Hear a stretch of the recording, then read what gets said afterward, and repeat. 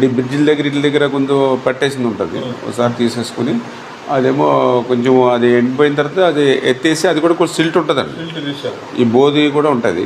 మరి టౌన్లో internal drains ఉన్నాయి కదండి, పెట్టారు. ఆ తాడిపల్లి బ్యాచ్ని పురమాయించి, అంటే మీరు ఇప్పుడు తీయకపోతే రేపు వర్షాకాలంలో మీకు నష్టం. మామూలుగా మొత్తం టోటల్గా టౌన్ అంతా సిల్ట్ ఇప్పుడు మరి సైక్లోన్ చెప్పాడు, మళ్ళీ ఒకసారి చూసుకుని తీసేసుకో. ఈ 5 సంవత్సరాల వైసీపీ పాలనలో మన పాలకొల్లు పట్టణంలో డ్రైనేజీ వ్యవస్థ అస్తవ్యస్తమైపోయి చిన్నపాటి వర్షానికి కూడా మరి ఏదో గోదావరి లంక గ్రామాలు ఏ మాదిరిగా ఉంటాయో వార్డులు ఆ మాదిరిగా తయారవుతూ ఉన్నాయి.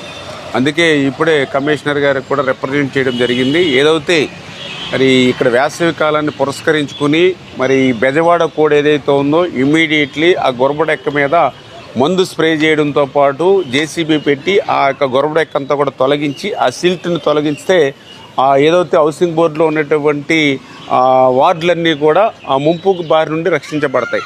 అదేవిధంగా ఏదైతే దమ్మాయపర్తి డ్రైన్ ఏదైతే ఉందో మరి ఆ దమ్మాయపర్తి డ్రైను 2019కు ముందు మేము చేసినటువంటి పనులు తప్ప ఈ 5 సంవత్సరాల్లో 5 రూపాయల పని కూడా చేయకపోవడంతో మొన్న చిన్నపాటి వర్షానికి బ్రాడీపేట దగ్గర నుంచి కింద సెంబుని చెరువు వరకు కూడా 10 వార్డులు ఏవైతే ముంపుకు గురైపోయో ఆ స్థితిని గుర్తుపెట్టుకుని ఆ దమ్మాయపర్తి డ్రైన్ను కూడా యుద్ధ ప్రాతిపదిక మీద కొంత సిల్ట్ని మనం తీయగలిగితే కొంత ముంపుని తగ్గించి భవిష్యత్తులో ఆ దమ్మాయపర్తి డ్రైన్ నిర్మాణం పూర్తవడం ద్వారా మరి దీర్ఘకాలికంగా ఉన్నటువంటి సమస్యకు పరిష్కారం దొరుకుతుంది.